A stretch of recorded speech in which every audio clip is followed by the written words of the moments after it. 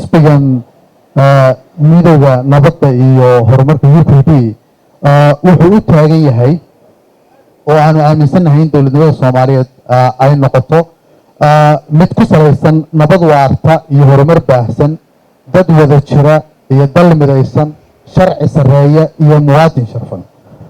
ayaa slogan-kayagu uu yahay.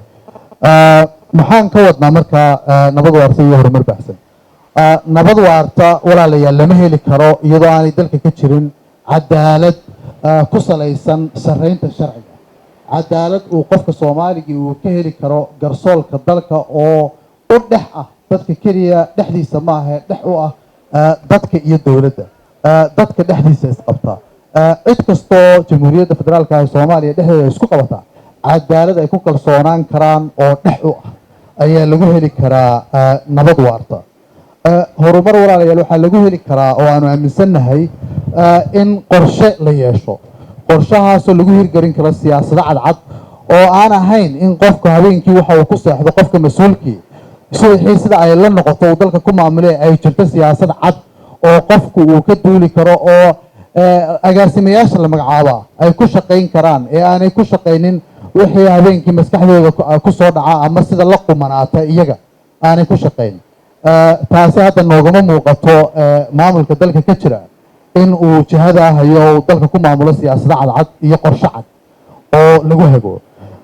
dad wada jiro iyo dal midaysan walaal waxaanu ka wadnaa walaalayaal wadajirku wuxuu imaan karaa marka ummadda Soomaaliyeed ay u siman tahay wax kasta oo dalka ka jira, marka ay u siman tahay in dalka lagu maamulo nidaam cadaalad ku salaysan, marka loo siman yahay in dowladnimada laga qayb galo oo aan lagu cabirin siyaasiyiinta raba inay dowladnimada ka qayb galaan oo ay ku tartamaan saaxadda siyaasadda ee dalka aan lagu waxyeelaynin.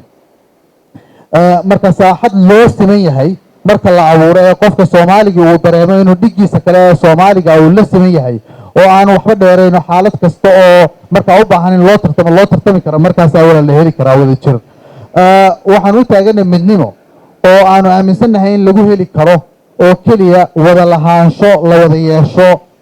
dalka iyo khayraadkiisa iyo fursadihiisa shaqo iyo fursadihiisa siyaasadeed iyo fursad kasta oo qofku Soomaaliga uu ku fikiri karo inay dalka ka jirto. taa anagu walaal hadda uma aragno inay dalka ka jirto, anagu waxaanu aragnaa in taladii in yar oo gaar ah ay ku ururto ay la goosatay. waxaanu aaminsanahay in sharcigu sareeyo, muwaadinkuna sharfanaado. sharciguna walaal sideedaba waxa weeyaan heshiis bulsho ku yimaada.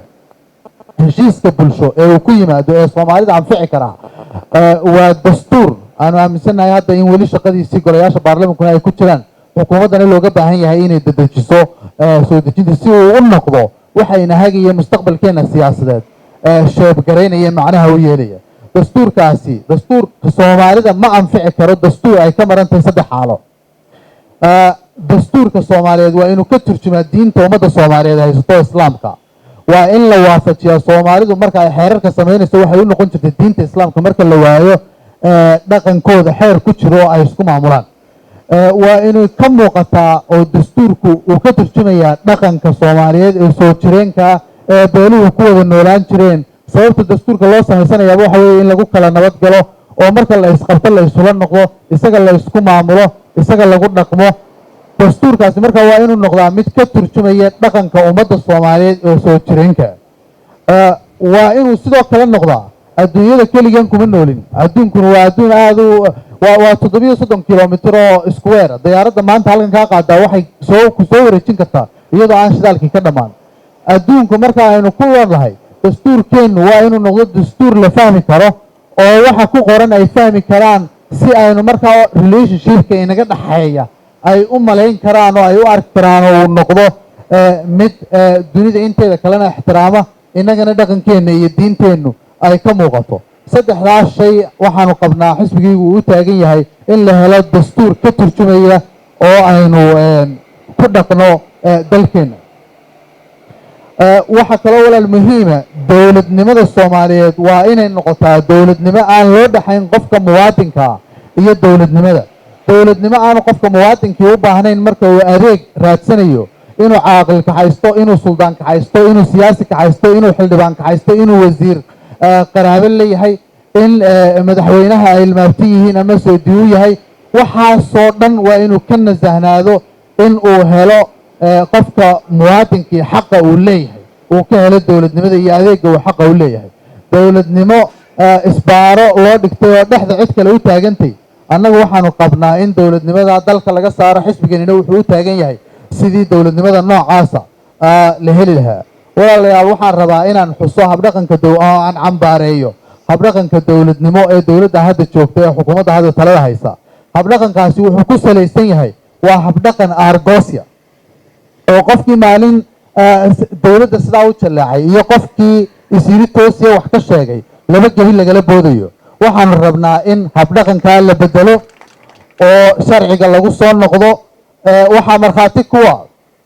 madaxweyne maxamed cabdilaahi farmaajo qof kasta oo Kampala Accord